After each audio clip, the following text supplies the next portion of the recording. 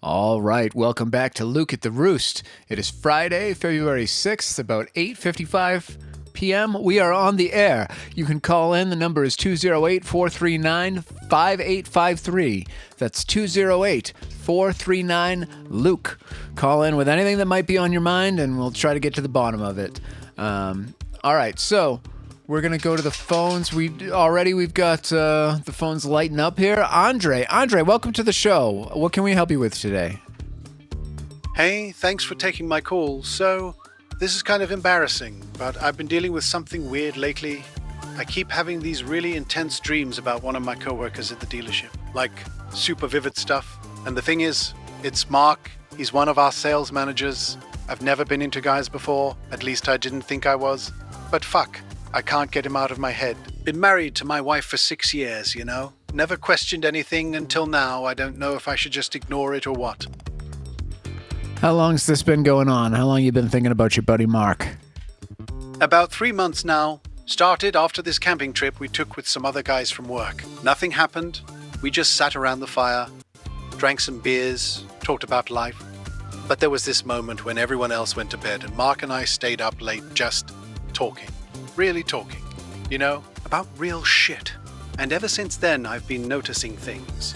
The way he moves, his laugh, how he rolls up his sleeves when he's working. Shit. Even just typing up sales reports together gets me flustered now. I've been listening to all these relationship podcasts trying to figure this out, but none of them really hit what I'm going through. Well, it sounds like what you're going through is learning that you are a gay man and you have feelings for another man. Is he gay? Whoa, hold up. I don't know if I'm ready to say I'm gay. I mean, I still love my wife. I'm still attracted to her. But, yeah, these feelings for Mark are definitely real. And honestly, I have no fucking clue if he's gay. He's divorced, but that doesn't mean anything. He's never mentioned dating anyone since I've known him. But man, jumping straight to you're gay feels like a lot. Maybe I'm bi. I don't even know if that's the right word. Shit, this is why I sell cars instead of figuring out people's sexuality for a living. Hey, you know, I'm not an expert on human sexuality, but if you had called in and said to me that you kind of had a little twinge of sexual excitement when this guy Mark walked by, then I might say, you know, maybe you should explore your bi tendencies. But if you're talking about a real connection that you had at a campfire, talking about real shit, as you say, that sounds a little more on the gay side. Like, I don't know, maybe you can be both gay and straight, but it sounds a little more than bi to me. But I'm just a radio host, so I don't know anything about anything. Yeah, I get what you're saying. It's not just some random horniness thing. There's something deeper there. Like when we were at that campfire, he was talking about his divorce and how lonely it gets, and I just wanted to, I don't know, hold him or something. Fuck, That's that gay. Sounds gay as hell when I say it out loud, doesn't it? But Yes. Here's what's messing with my head. I go home to my wife, and that feels real too. Not just the sex, but the whole relationship. Now, lately I've been catching myself thinking about Mark when I'm with her, and that makes me feel like the world's biggest asshole. That's a pretty strange place to be, and I can see why you feel conflicted about it. Have you talked to your wife about this at all?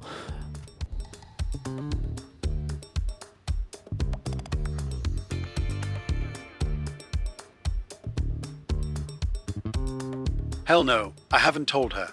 How do you even start that conversation? Hey honey, remember Mark? From work? Yeah, I might want to fuck him.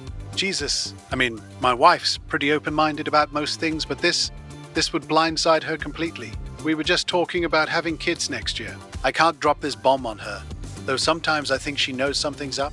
I've been spacing out a lot, spending more time at work than I need to. She probably thinks I'm having a regular affair, which might actually be easier to explain than whatever this is. Well, my advice is to talk to your wife about it. If it's a real feeling that you're struggling with, I mean, you and your wife are a team, a partnership. It might be a bombshell. It might be dramatic, and it might be uncomfortable. There might be bad consequences. But regardless, if it's the truth, you should let her know and not be keeping a secret that's going to eat you up inside forever, because that's no way to live. Deep down, I know you're right. I keep thinking about my uncle who came out at 50, like he wasted decades trying to be something he wasn't. But fuck, the timing. We just bought this house in Wilcox last year, got all these plans. What if telling her just destroys everything? Though I guess keeping it secret is already destroying things, just slower and more painfully. And Mark, he's not going anywhere. We work together every day. Yesterday he brought me coffee. Just a normal thing, right? But I nearly had a fucking breakdown in the break room over a damn cup of coffee. Well, I don't envy you or the position that you're in or your wife. It sounds complicated for everybody. It might be a good idea to talk to Mark about this and say, hey, Mark, just kind of feel it out with him and see if this is even a thing before you bring it up with your wife. If it were, if hypothetically you talk to your wife and your wife was like, you know what, I don't feel threatened by that at all. I think if you have feelings for Mark, you should pursue them on the side, and I'm completely content with that. How would you react to that? Shit, just the thought of that makes my heart race. But I don't know if I could do the on the side thing. That feels like trying to have it both ways, you know? And talking to Mark first, man, that's terrifying. What if I'm reading this whole thing wrong? What if he's totally straight and it makes work weird? Or worse, what if he does feel the same way? Then what? Plus, I know a couple guys at the dealership who aren't exactly progressive. Small town Arizona isn't exactly San Francisco. Well, you can live your life or you can cower in fear. So you're going to have to choose how you want the remainder of your life to go. You can hide a secret from everybody you know and live a double life, or you could lie and cheat, or you could be honest and go where your heart tells you to. That's what I always say. Go where the heart tells you to. This episode is sponsored by Shoe Spray Co.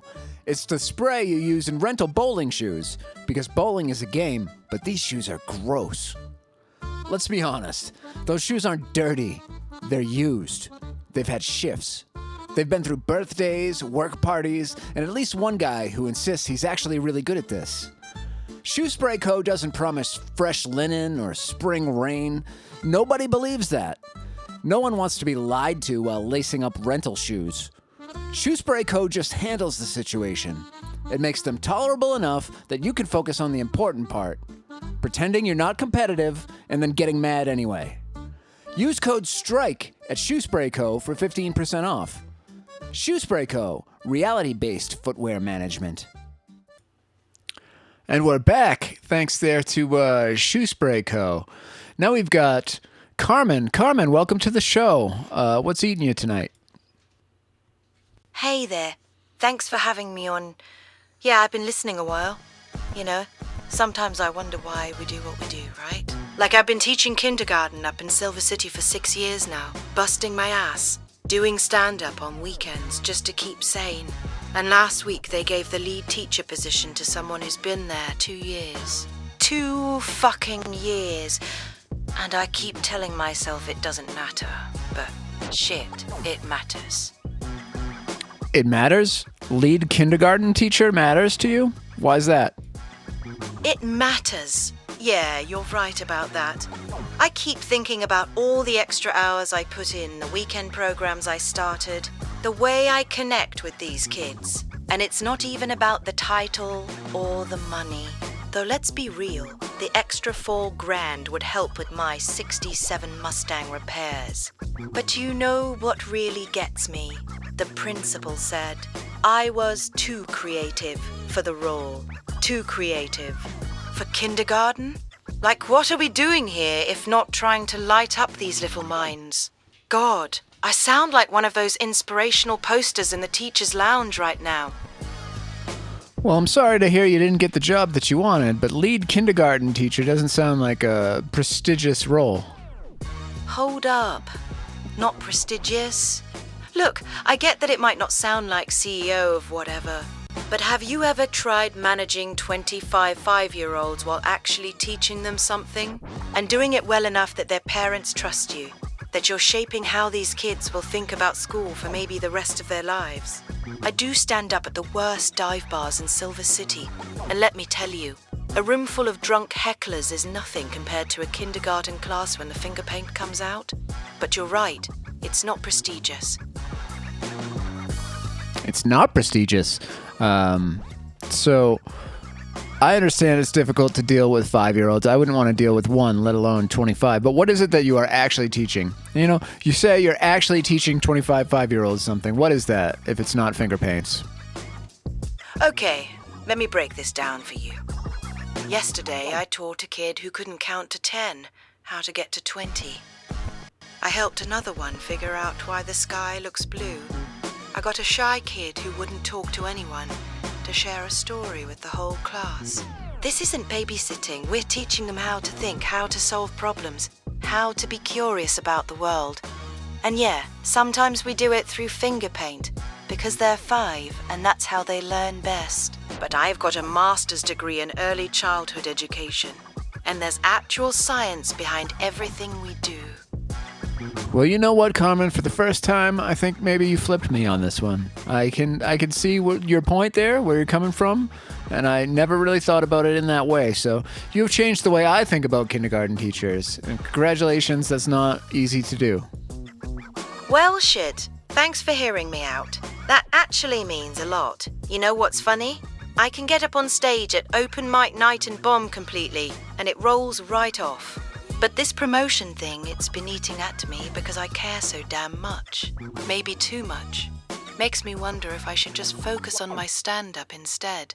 At least there I can turn my workplace frustrations into material.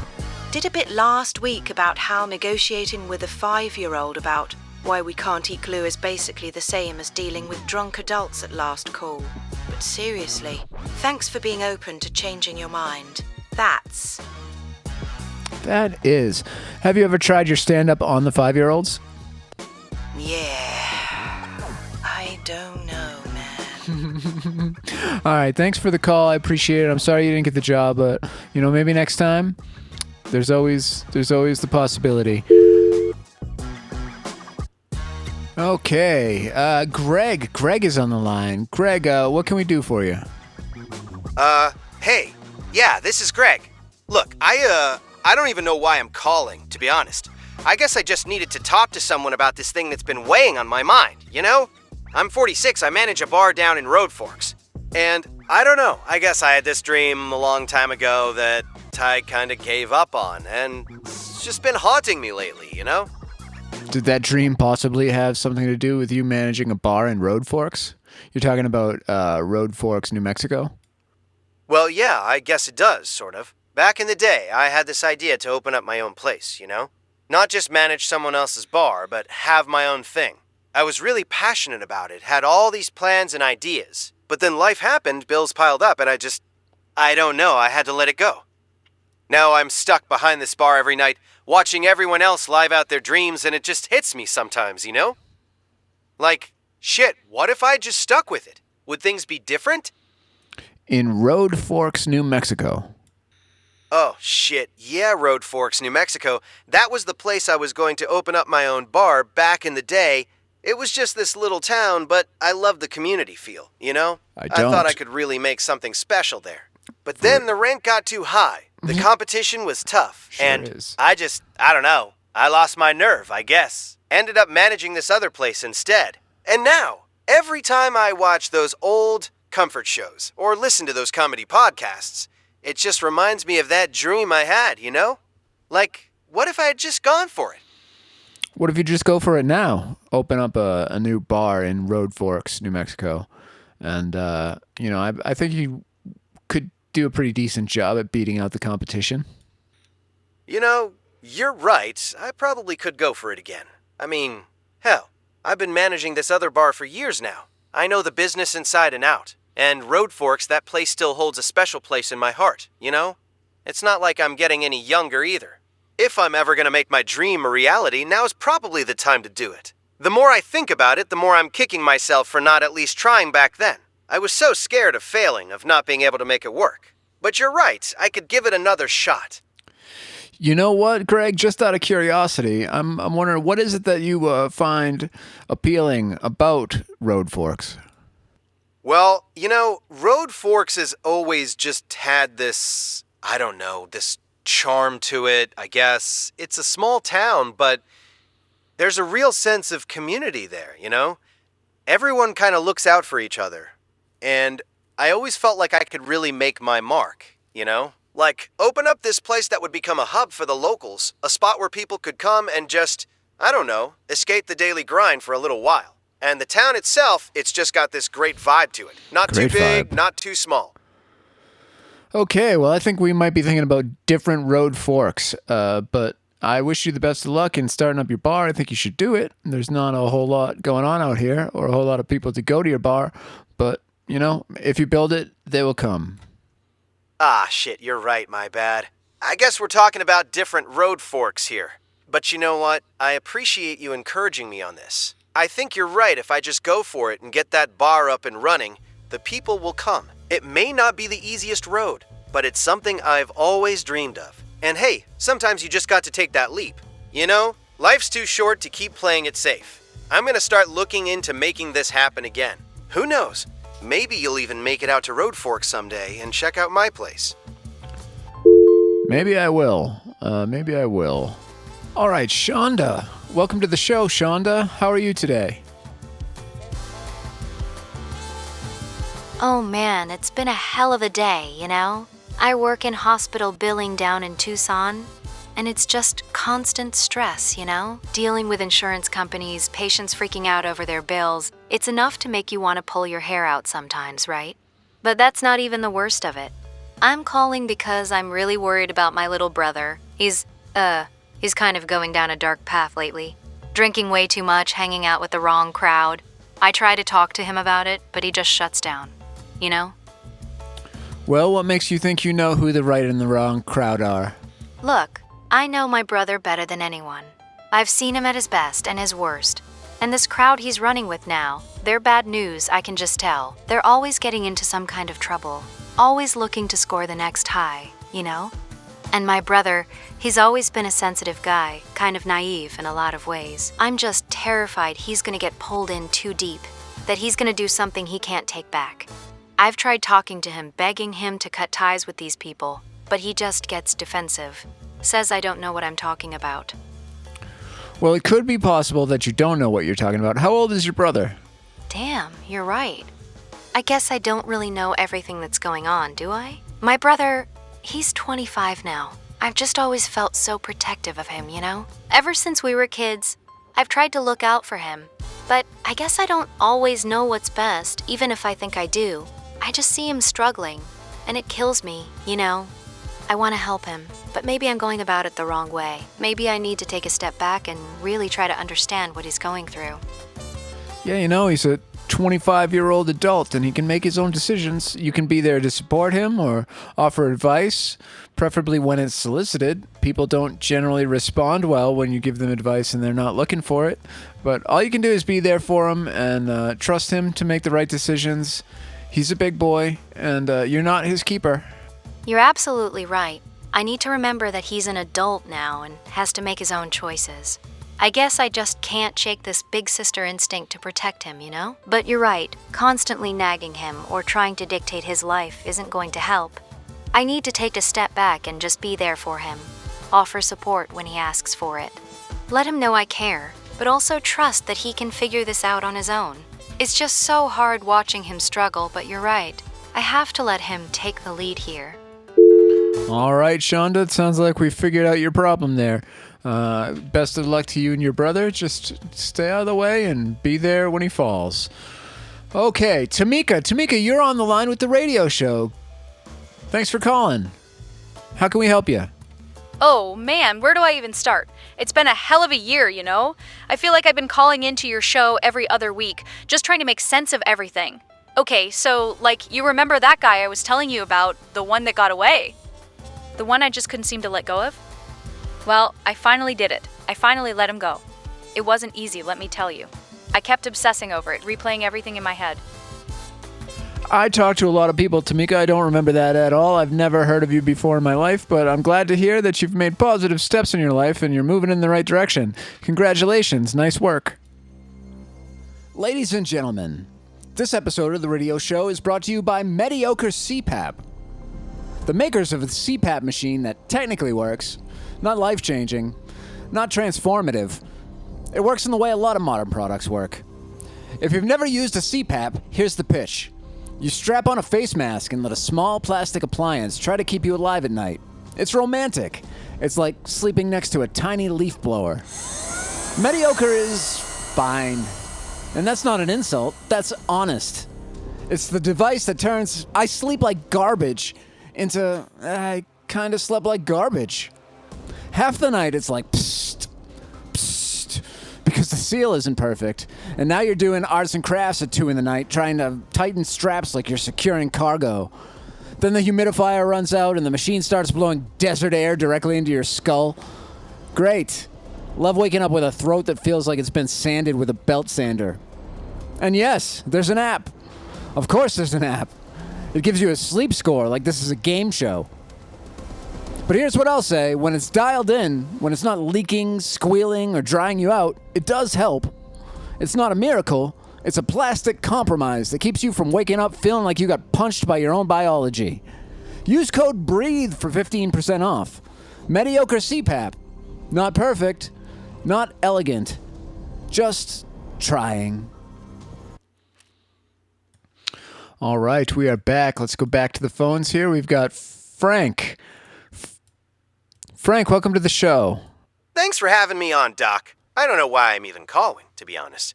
I saw that headline the other day, the one about heart attack warning signs. It's just been kind of weighing on my mind, I'm 63, work as a diesel mechanic down in Truth or Consequences. I've been ignoring some stuff for a while, because to be honest, I'm kind of scared of what the doc might say, But after seeing that article, I can't stop thinking about it. What if there's something wrong and I'm just, not dealing with it? Do you have the old health insurance? I mean, why are you not dealing with it? You should go talk to the doctor if you're concerned that you might have some issues. You're at that age where a heart problem is not just likely, but, probable. Well, that's the thing, Doc. I've got the old health insurance, but it's just been such a hassle, I always end up putting it off. And to be honest, I'm a little worried about what the doc might find. I've been an amateur astronomer for years, and I've got all these stories I could tell you about the night sky. It's just so peaceful, But this heart stuff, it's been eating at me. I was out stargazing the other night, and all I could think about was that damn headline. I don't know. Maybe I'm just being stubborn. Yeah, it sounds like you're being a moron. If you have health insurance, then go to the doctor and have a checkup done and make sure that you're in good shape. Otherwise, you're an idiot. Hey now, I wouldn't go that far, Doc. I would. I know I should probably get checked out, but it's just not that simple, It is. With this old insurance, the co-pays and the deductibles, it's a real pain in the ass. And then there's the waiting, the tests, the whole rigmarole. Shit, I've been putting it off for years. But you're right, I'm not getting any younger. Maybe I should just bite the bullet and go see the doc, get it over with. I'd hate to find out there's something seriously wrong, but at least I'd know, right? Hey, there's things that are preventable if you need to take some kind of medication, blood pressure stuff, or something to keep your heart doing what it's supposed to be doing. You need to know that now. And if you have insurance and the ability to do that and you're not, then you're stupid. And I don't talk to stupid people. All right, I hear you, Doc. You're right, I shouldn't be so stubborn about this. I guess I'm just scared, I've been working on these diesel engines for over 40 years, and I pride myself on being tough as nails. But the thought of having some kind of heart issue, it's got me rattled. I don't want to be weak or dependent on meds or anything like that, but I know I need to suck it up and go get checked out. This old body ain't getting any younger, and I'd hate to keel over working on one of those trucks. Well, that's exactly what's going to happen if you have a heart issue that you didn't get checked out. So go to the doctor, get yourself checked out. You've really got no excuse, and you wasted our time. Renee, welcome to the show. I hope you have something better to say than our last caller.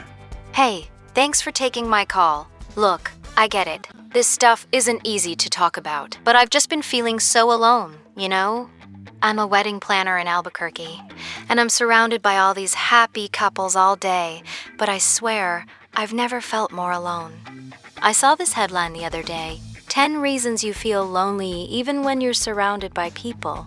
And it just hit me right in the gut. I love my job, but sometimes I look around and think, when was the last time I had that? When is the last time you had that? Honestly, it's been way too long. I'm into all this history stuff. I do yoga. I take it all pretty seriously. But at the end of the day, I'm just craving that human connection. I see these headlines and think, that's me. That's exactly how I feel. I can't even remember the last time I can't believe I'm saying this out loud, but I'm just so damn lonely, even when I'm surrounded by people all day. Does that make any sense? Yeah, it makes perfect sense. I think we all feel that way at times. What are you doing to combat the loneliness? Do you have friends or family to talk to? Do you have a boyfriend? Are you on the dating scene? What's your social life look like? You're right, I think a lot of us struggle with feeling lonely, even when we're surrounded by people. Honestly, my social life is kind of non-existent these days. I mean, I've got my coworkers, but it's not the same, you know? And as for dating, that's just been a bust. I tried the apps for a while, but it just felt so forced and awkward. I don't know, maybe I'm just too picky or something. And my family, well, they're great, but they live back east. It's not like I can just pop over for coffee whenever I'm feeling down. No, I understand that's tough, and loneliness creeps up. It's good that you're not sacrificing your values or settling for whoever's around, but it's all right to be alone. It's all right to feel lonely. I prefer it over the company of others most of the time, so I do understand. Unless it's being a problem. If you really want to make connections with people, then you've got to put in the effort to do that, and that's through joining, community events or volunteering or finding a hobby that is with other people. There's people out there that are looking for friendships and connections, and you can find them if you put in the effort. You're absolutely right. I know I need to make more of an effort to put myself out there and find those connections. It's just so easy to get stuck in your routine, you know? But you're right. I can't just sit around feeling sorry for myself. Maybe I'll look into some local history groups or see if there are any yoga studios that do social events. Heck, I could probably even volunteer at some of the weddings I plan, just to be around people. I guess I'm just scared, you know? Putting yourself out there is scary, but I know it's the only way I'm going to break this cycle of loneliness. Thanks for listening. And Oh, sorry about that, Renee, but you're welcome. I hope everything works out for you. Sounds like you know what you need to do, so go do it. And for our last call, we're going to take Vince. Vince, you're the last call of the night. How can we help you today? Hey, thanks for taking my call, man. I've been going through some real shit lately, you know? This custody battle with my ex has been just tearing me apart. I mean, I thought we had it all figured out, but now it's just this back and forth nightmare, and I can't even focus on anything else. It's like, I see those headlines about all these other celebrity divorces, and I'm just sitting here thinking, yeah, that's me too. Yeah, divorce is never easy. It's a tough thing. I'm sorry that you're going through it. What's the problem? Why is this more difficult than what you expected? Well, I guess I don't know, man. I thought we had it all figured out, you know. We were supposed to make this transition as smooth as possible for the kids, but now it's just turning into this ugly custody battle. My ex is fighting me on everything, the house, the finances, even just the damn visitation schedule. I'm a goddamn hunting guide for a living. And suddenly, I'm spending all my time in court instead of out in the woods, you know? It's just wearing me down, you know? I feel like I'm losing everything. Yeah, divorce is like that. You're losing quite a bit. You're losing the life that you used to have, and it's going to take a little while to go through that process. And when you get on the other side of it, you're going to have to rebuild it all back from not from nothing, but from a much more basic stance. And you need to start thinking about what you want that new life to look like. Yeah, exactly. I mean, that's the thing. I had this whole life planned out, you know? The job I loved, the house, the family. And now it's all just crumbling around me. I'm trying to stay positive, but it's just so damn hard, man. I see these headlines about other people going through the same thing, and it makes me feel a little less alone. But at the same time, I'm just like, damn, why does it have to be this way? I keep thinking about that new life. Like you said, but it's just so overwhelming, you know? I do know. I've been there myself. It's not fun. It doesn't have to be that way, but it often is, and it is what it is. So you're going to have to deal with it and come out on the other side. There's not much choice that you have in the matter. You know, you're already in court. All the proceedings are in motion. You just got to wait it out. Put one foot in front of the other until you get to the end, and then move on with your life. Yeah, man. I hear you. I guess I'm just feeling a little lost right now, you know? Like, I'm trying to stay positive and look to the future, but it's just so damn hard when I'm stuck in the middle of all this legal bullshit. I keep thinking about that new life, but it's like, where the hell do I even start? You know? I'm a hunting guide, that's all I've ever really known, and now I'm stuck in this courtroom battle instead of being out in the woods where I feel at home. I don't know, I guess I'm just looking for a little direction, you know? Well, that's the direction I can give you is to keep going to court, fight your hardest for, so you don't get screwed, or at least so you get screwed as little as possible, and then move on. So right now it's gonna suck. That's part of the deal, and you just have to get through it. Other people have done it. You're not the first person to get divorced. So it's definitely a process that does work. You will get through it, and one day, not too far from now, you'll be on the other end of it, and you need to be ready to pick up and carry on. You're right, man. I guess I just gotta keep my head down and power through this bullshit, huh? It's not gonna be easy, but I can't just roll over either. I gotta fight for what's mine and for what's best for the kids, you know? It's just so damn draining dealing with all this legal crap instead of being out in the woods where I belong. But you're right. I'm not the first person to go through this, and I won't be the last. I just gotta take it one day at a time, keep focused on the end game, and get ready to build that new life, whatever that ends up looking like. All right there, Vince. Good luck to you. I hope everything works out. I know it will. It always does. And you'll be back in the woods before you know it. That's our show for tonight, folks. Thanks for tuning in, and check back with us tomorrow. Remember, the number if you'd like to call in is 208-439-LUKE, 208-439-5853. Good night.